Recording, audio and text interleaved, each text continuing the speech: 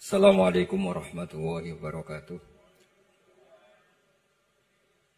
Bismillahirrahmanirrahim. Allahumma ya Allah ihdinas siratal mustaqim siratal ladzina an'amta 'alaihim ghairil maghdubi 'alaihim waladdallin amin.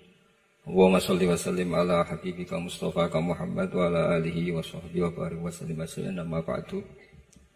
Yang sangat saya hormati Mustasyar PBNU sekaligus Wakil Presiden Profesor Dr. Ma'ruf Amin Muhammad. Yang saya hormati Rais Am PBNU, Rais Am NU Kiai Haji Miftahul Akhyar, Ketua Tanfid PBNU yang juga masih pernah mbah sama saya, Kiai Haji Said Akil, yang saya tadi senang sekali marahnya, senang sekali girohnya, karena itu memang khas keluarga kami. Jadi kalau nggak kesampaian marah itu bagus. Jadi di antara sifatnya para nabi itu wa yakhdufu lillah, kalau agama enggak dapat apa tadi jatah ya, enggak tahu saya maknanya itu. Jadi wa yakhdufu lillah wa yarda liridho. Semua yang saya hormati, ini ada Ibu Menteri Ibu Ida Fauzia, ada Gubernur Jatim Ibu Khofifah, yang sangat saya hormati keluarga besar Mbah Wahab Hasbullah. Di sini secara berurutan ada Nyai Mutmainnah, ada Nyai Mahfuzah, ada Nyai Hizbiyah, ada Nyai Mujidah. Yang sangat saya hormati Kiai Haji Hasib, Kiai Haji Rokib, semua yang saya hormati para santri, para alumni. Alhamdulillah tadi acaranya banyak sekali, jadi saya nanti ngaji insya Allah 15 menit. Karena menurut saya solusi bangsa ini itu mudah sekali kalau mau niru Mbah Wahab. Saya kemarin ditilihi Gus Hasib, saya tidak bilang bertamu, karena kalau tamu itu seakan-akan saya yang jadi tujuan, tapi niliilah karena beliau orang sepuh. Kemudian beberapa hari dikasih paketan buku beliau tentang Mbah Wahab, buku dari beliau tentang Mbah Wahab. Tapi sebetulnya saya tahu banyak tentang Mbah Wahab tanpa buku itu, karena Mbah Maimun, guru saya, juga bapak saya, Kiai Haji Nur Salim sering cerita. Kiai Wahab itu pedagang, juga ulama, juga politikus, juga pahlawan. Kita sebetulnya melihat itu sederhana. Hanya sederhana dalam pikiran ulama. Jadi pernah suatu ketika Sayyidina Ali itu marah besar ketika melihat umat Islam itu pasif itu tidak aktif. Sehingga beliau marah besar di antara kalimatnya itu, karena ini tengah-tengah kalimat langsung pakai fa'ataf atau fa'tafrek, atau apa sajalah, nanti terserah santri-santri yang ngi'rab. Fakubhan lakum hina sirtum gharadun yurma. Jadi umat ini akan buruk sekali ketika posisinya itu objek yang jadi sasaran tembak atau sasaran perasan pihak lain. Ketika misalnya haji itu bagus prospek, nanti ujung-ujungnya yang bikin sajadah kadang orang sana, mau biang kubu sebelah, nanti sensitif secara politik. Nanti ketika umat Islam punya kebutuhan pakaian ihram besar, juga yang produk kadang orang lain. Begitu seterusnya, sehingga setiap kebutuhan kita pun yang produk itu orang lain. Sehingga Mbah Wahab berpikiran sampai impor mori, pas itu kain putih. Begitu juga traveling, ketika umat Islam butuh mudah pergi ke Mekah untuk haji dan umrah. Juga bironya itu kadang orang lain, zaman itu Hindia Belanda, sehingga beliau dulu sudah mendirikan semacam biro haji. Itu semua adalah madhab, di antara madhab Sayyidina Ali ketika beliau mengatakan fakubhan lakum hina sirtum gharadun yurma. Buruk sekali kamu di mana-mana ini jadi objek. Misalnya kira-kira ginilah, kalau hallnya Mbah Wahab itu ada 10.000 santri dan semuanya karena keluarga kiai itu dermawan, sama Bu Mujidah dikasih makan semua.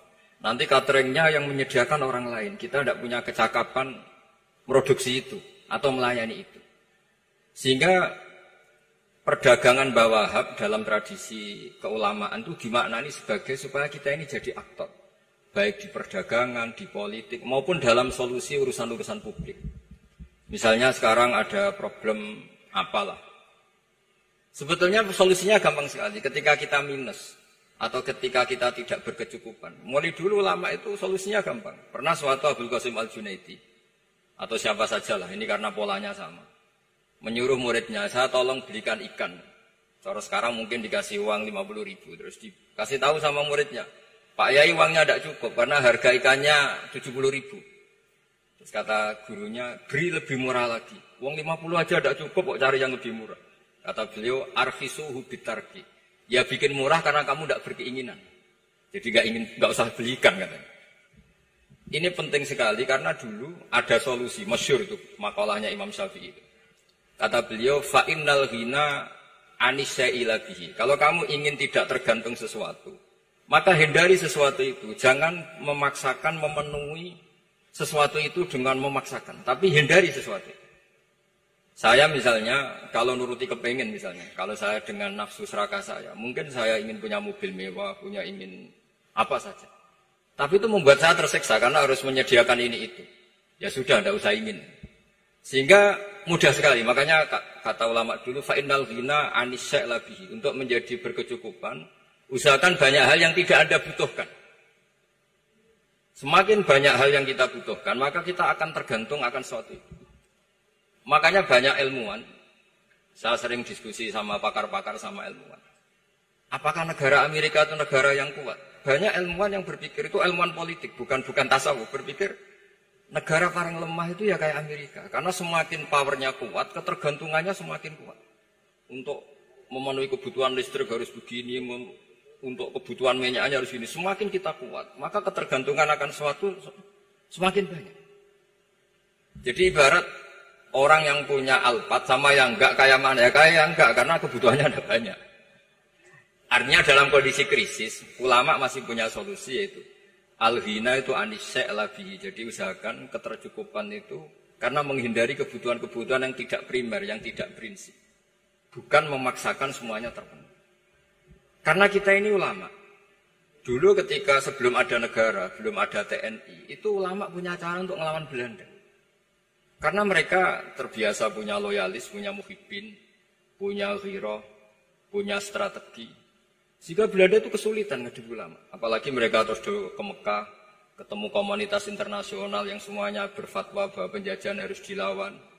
Itu luar biasa. Belum ada negara, nggak ditopang negara, kemudian tetap bisa melakukan perlawanan. Coba kalau dulu ngelawan nunggu, wah saya mau melawan penjajah kalau saya diangkat jadi TNI. Saya mau melawan kalau saya punya otoritas yang disahkan negara, itu ribet. Negara belum terbentuk. Makanya ini saya tidak akan ngaji lama-lama, tapi saya akan cerita khas Mbah Wahab sesuai riwayat yang saya dapatkan dari guru-guru kami bahwa beliau tadi seperti yang dikatakan Pak Said membina dan menyebarkan NU kemana-mana tanpa uang proposal. Nggak kebayang saat itu proposal kepada siapa, negara sendiri masih susah. Lalu mau diajukan kemana? Terus yang mau tanda tangan itu ya siapa? Jadi yang saya tahu tadi, yang penting kita niru sesuai yang diidam-idamkan tadi Sayyidina Ali. Jangan sampai kalian itu menjadi gharadun yurma. Ada apa saja orang lain yang memikirkan labanya, kita yang jadi objek. Sehingga zaman itu kita terima kasih semua sama Mbah Hashim, sama Mbah Wahab. Karena ini zuriyatam ba'duha min ba'd. Kita tahu Mbah Wahab putra Mbah Hasbullah, punya ibu Nyai Fatimah, terus sampai Mbah Abdus Salam ya. Kemudian Mbah Hashim punya ibu Halimah, punya abah lagi siapa setelah Halimah itu Lainah ya. Nah, terus Mbah Abdus Salam, jadi ini zuriyatam ba'duha min ba'd. Kalau dalam tulisan itu sampai Mbah Abdul Jabbar bin Ahmad bin Mbah Sambu. Memang Mbah Sambu punya beberapa saudara, diantaranya ada yang namanya Mbah Yusuf, itu yang melahirkan keluarganya Mbah Ahmad Siddiq Jember, Mbah Siddiq Jember. Ada yang Abdul Halim yang melahirkan keluarga Lasem. Termasuk saya itu lewat jalur Mbah Abdul Halim. Jadi zuriyatam ba'duha min ba'd. Dulu semua orang zaman Rasulullah SAW itu dilatih jadi aktor, jadi subjek. Sehingga orang yang miskin pun ketika perang Tabuk, perang Dzatil Usrah, itu semua menyumbang. Ada yang menyumbang emas yang enggak terkira, yaitu Sayyidina Utsman. Ada yang cerita, ya Rasulullah saya tadi malam buruh dan punya beras hanya 2 kilo. Yang 1 kilo saya sumbangkan jenengan, yang 1 kilo saya pakai untuk keluarga kami. Sekarang logikanya sederhana. Kalau orang miskin 3.000, pas itu anggap saja pasukannya misalnya 3.000. 3.000 nyumbang beras 1 kilo, itu artinya terdapat 3.000 kilo beras. Artinya apa? Orang Islam yang miskin membiayai dirinya sendiri untuk makan. Dan mereka adalah aktor heroik. Tapi kalau misalnya ini orang-orang miskin ini tidak mau urun rembuk, kemudian menjadi beban negara, maka yang harusnya dipakai senjata, dipakai beli sembako. Dulu zaman Nabi meskipun orang itu miskin, itu semuanya bersifat heroik. Sehingga perang Dzati Usra itu perang paling dikenang Al-Quran. Nah, efek dari ingin memberi adalah tidak tamak. Makanya kalau dalam kitab tasawuf, itu orang pikir itu gak dikritik. Yang dikritik orang tomak. Karena orang menvonis orang lain kikir itu pasti karena berkeinginan mendapat. Kalau tidak berkeinginan mendapat, maka orang lain tidak akan kamu vonis sebagai kikir. Andai kan kita semua ingin memberi sumbangan kepada Indonesia, maka kita tidak akan menvonis pemerintahan kita tidak becus ngurmat kita. Meskipun pemerintah tentu berkewajiban ngurmat orang-orang miskin itu tentu. Tapi andai kan semua orang miskin berpikir ingin menyumbang pemerintah, maka tidak akan menyalahkan pemerintah ketika faktanya nanti suatu saat atau kapan saja, semoga ini tidak terjadi, itu tidak mampu menyumbang.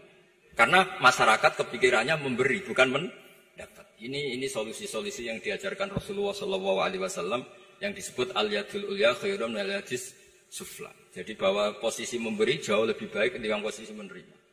Sehingga ketika Allah mensifati orang baik itu siapa? Allah mensifatinya sederhana. Wa mimma razaqnahum yunfikun. Orang yang kepinginannya itu yang memberi.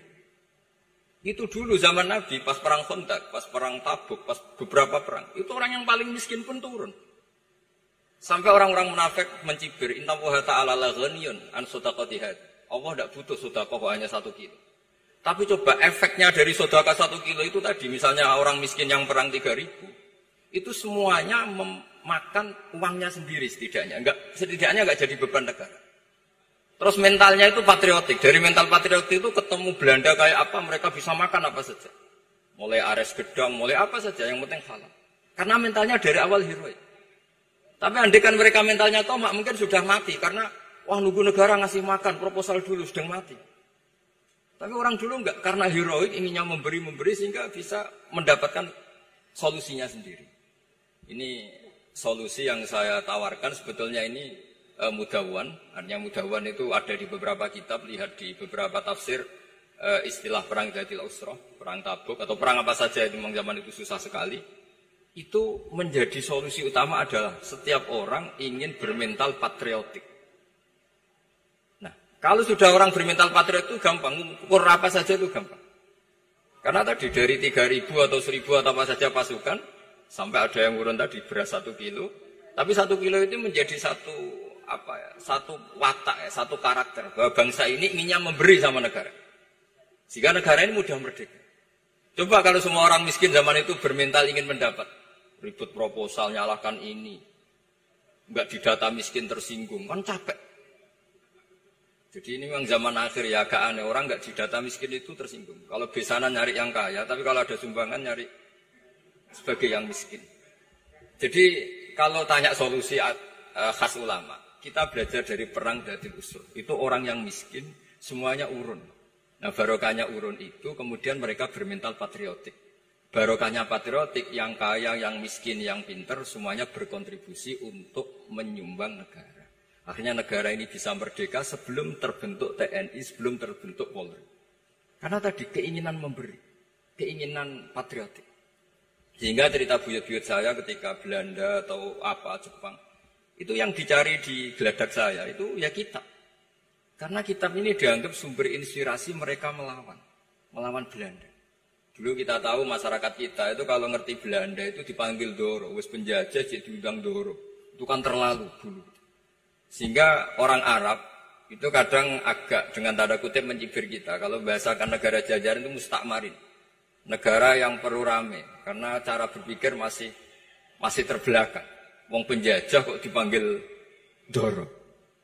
Terus ketika beberapa kiai melihat Belanda baik karena di alun-alun dikasih masjid gini-gini, sudah tidak berotak. Karena anggap Hindia Belanda itu baik. Baru ketika era beberapa ulama, ada Mbah Hashim, ada Mbah Hasbo, tadi kata beliau Dwi Tunggal tadi. Terus ada fatwa resolusi jihad. Sehingga mereka baru sadar bahwa Belanda itu ancaman. Kayak apa pentingnya ilmu, kayak apa pentingnya fikih. Karena di fikih jelas, jihad untuk melawan penjajah itu fardu kifayah. Tapi jika musuh kadung ada di kita, maka itu fardu ain. Tidak lagi ada prasyarat harus lelaki, harus merdeka, enggak, perempuan pun harus terlibat. Jika kita punya pahlawan kayak Cut Nyadin, beberapa daerah Kartini, itu ada di khazanah kitab-kitab fikih kita. Jadi kita tidak pernah kehilangan khazanah untuk menjawab muskilatul zaman, untuk menjawab problem-problem zaman. Tapi yang penting kita selalu ngaji, selalu belajar. Saya adalah orang yang sebetulnya tidak pernah ingin terkenal karena saya itu suka belajar. Cuma saya bikin pengecualian, mau diundang kalau pernah sepuh. Ternyata yang pernah sepuh itu banyak. Ini agak musibah bagi saya karena harusnya kiai itu ya dihormati. Tapi gara-gara kalah sepuh digawe kongkonan. Saya ini kemana-mana digawe kongkonan. Jadi gayanya nasihati, tapi aslinya diperintah. Jadi tidak ada kerennya sama sekali. Di mana-mana posisinya al-ma'mur diperintah. Tapi saya senang karena ilmu itu butuh konsensus. Andai kan saya tidak pernah ngaji di depan Mbah Mun, di depan bapak, di depan guru-guru, maka mungkin saya tidak pede atas bacaan yang saya baca. Karena saya tidak tahu ini benar apa tidak. Jika masyhur kalau dalam guyonan santri, ada orang tidak baca-baca kitab, cari kamus sampai mati tidak ketemu. Karena dia bacanya lam tardiman. Wah itu cari di kamus sampai mati tidak akan ketemu. Bareng tanya gurunya, ini apa Pak Yai? Oh itu lam tarodaman. Lam tarodaman itu karena marjiknya mar'ah, orang ningali sapa mar'ah daman ing getih. Dia bacanya jadi satu lam tardiman. Dicari di kamus ya, sampai mati tidak akan ketemu. Makanya di guyonan-guyonan pesantren itu banyak katanya ada cerita orang mati karena satu titik. Jadi gurunya baca habbatun sauda dawaun min kulli da. Jadi dia kitabnya kelebihan apa? Titik. Jadi kelebihan titik dia bacanya itu hayatun sauda dawaun min kulli da. Nyari ular hitam, kobra, dipatuk mati. Padahal sesuai resep kitabnya. Karena kitabnya dia kelebihan titik hayatun sauda. Artinya maknanya ular hitam. Sementara tagnya mestinya habbatun sauda. Jadi kenaifan-kenaifan begini itu harus kita dandani. Karena yang bisa, kata Pak Said tadi, yang bisa itu kita. Cari kebenaran dari mana. Kita itu ya pokoknya ulama lah.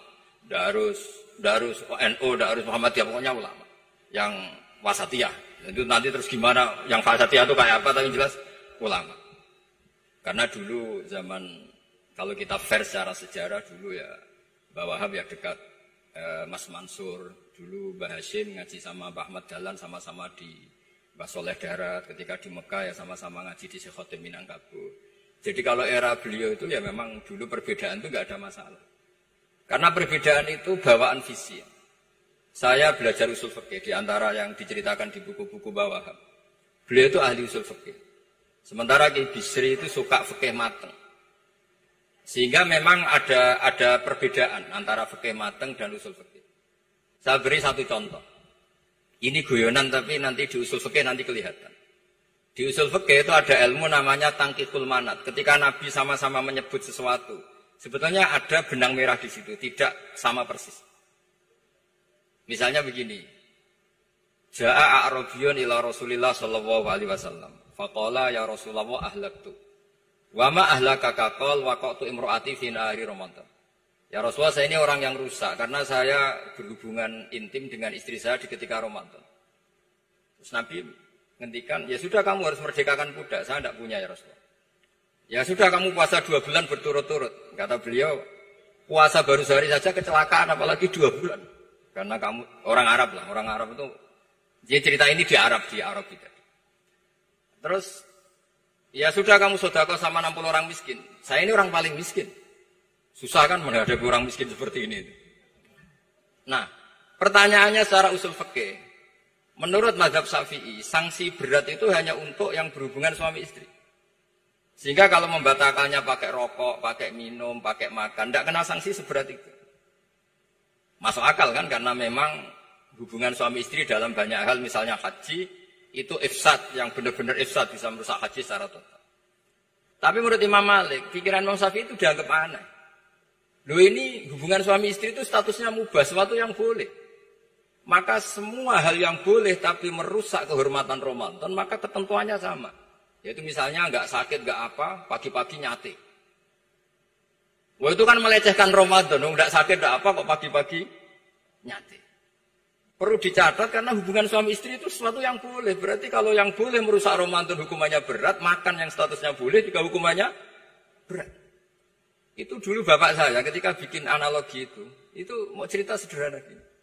Hak dhisik ono santri ya goblok. Kandhanane aneh. Istrinya lapor ke kiainya. Pak Yai, santri jenengan kalau sama istri sering mukul. Mukul itu nabok pakai tangan. Santrinya dipanggil kan alumni. Kamu jangan sering mukul istri kamu gini-gini. Iya Pak Yai, njeh. Suatu saat 2 minggu istrinya lapor lagi. Sekarang tidak nabok Pak Yai, nyaduk. Karena yang dilarang hanya nabok. Dipanggil Kiai, loh kamu katanya masih sering nyaduk istri kamu. Yang dilarang kan mukul, sekarang nyaduk. Kapan-kapan meludahi. Nah, artinya di usul fikih dijelaskan bahwa makna haramnya naboi adalah hurmatul idza. Haramnya menyakiti. Maka nyaduk sama, meludahi sama, menerlantarkan sama. Itu dulu bahwa ahlinya bikin usul fikih seperti itu. Sehingga misalnya amar ma'ruf nahi mungkar ketika beliau ditanya, apakah perlu ikut kabinet gotong royong? Tapi di situ banyak kelompok yang mungkin tidak cocok. Pikirannya kayak apa harus ikut? Justru ikut itu ikut benahi dari dalam. Meskipun dari ikut itu bahwa hab nyun sawu yang ngalami fitnah yang macam-macam dituduh karena zaman itu nasakom. Tapi itu beliau santai saja. Tapi zaman itu memang itu sah karena zaman itu belum dibubarkan. Jadi yang dialami bahwa hab ini luar biasa. Semuanya harus jadi pelajaran bagi kita. Makanya jangan pernah meninggalkan ilmu yang bernama usul fikih. Karena fikih yang mateng itu cara basa Jawa ini akan kehilangan stok teks. Misalnya Nabi sedekah pakai kurma atau pakai apa makanan pokok. Itu hadisnya itu kurma sama Imam Syafi'i digenti kutu ahli baladi, yaitu makanan pokok dari negara. Sehingga kita tidak bisa mentang-mentang Nabi sedekahnya pakai kurma terus kita orang miskin kita kasih kurma. Bisa linu tuh nih kalau makan kurma orang Indonesia itu. Karena yang penting itu kutu ahli balad bukan kurma. Bukan mentang-mentang Nabi sholat di Mekah Medina, kalau ingin persis sunnah Rasul, sholatnya harus di Mekah Medina. Kalau di Indonesia, Nabi tidak pernah sholat di Indonesia. Sunnah Rasul, sholatnya di Mekah Medina. Bisa tidak ada orang sholat kalau gitu. Jadi, ada ilmu yang namanya tangkihul manat. Yang harus ditiru itu sisi mana?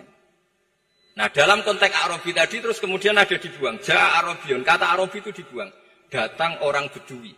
Orang kota pun kalau punya kesalahan yang sama, hukumannya juga sama. Maka kata Arabi dibuang.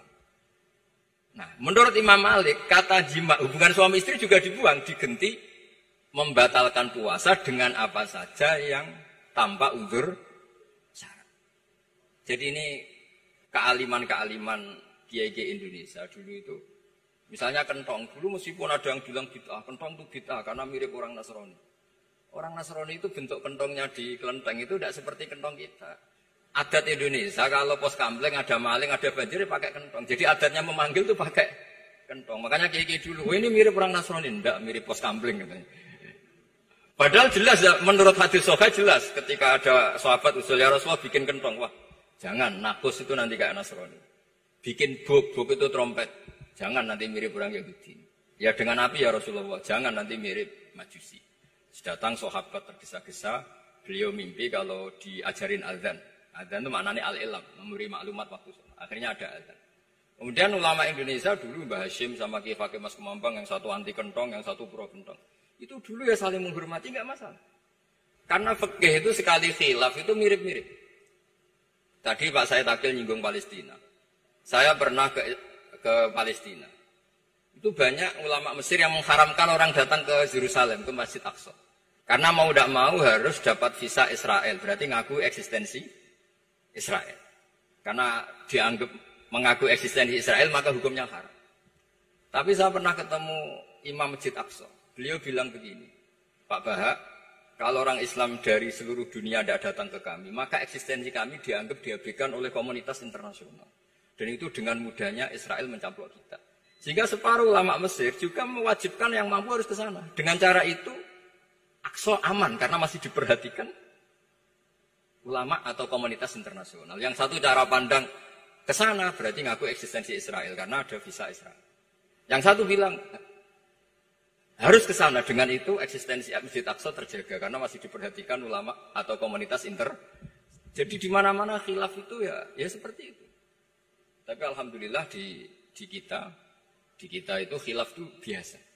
Sehingga zaman kita mondok, saya itu pernah pengalaman buruk sekali saya ketika jadi Rois Musyawarah Fatul Mu'in. Itu ada pertanyaan gini Gus Asif. Saya tanya gini sama orang. Gus, soft paling utama itu yang nomor berapa? Nomor 1 kata saya. Yang kedua, yang soft berikutnya, iya yang berikutnya. Kalau sudah tahu soft terbaik itu yang nomor 1, kenapa masjid gak dipakai memanjang selatan utara? Biar semuanya nomor 1. Selagi masjid itu memanjang barat timur, pasti ada soft 1, 2, 3. Itu kan kurang ajar betul. Jadi supaya orang soft 1 semua ya tinggal desain masjidnya, yaitu memanjang utara selatan. Selagi masih memanjang barat timur, pasti soft 2, 3. Terus saya kebalik tanya. Lalu setelah begitu yang paling abdul siapa? Yang sisi kanannya imam. Ya sudah imamnya dipojokkan pol selatan. Biar semuanya dari pol kanan.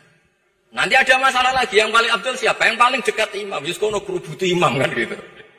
Jadi kalau nuruti fikih itu ya memang ilmu logika.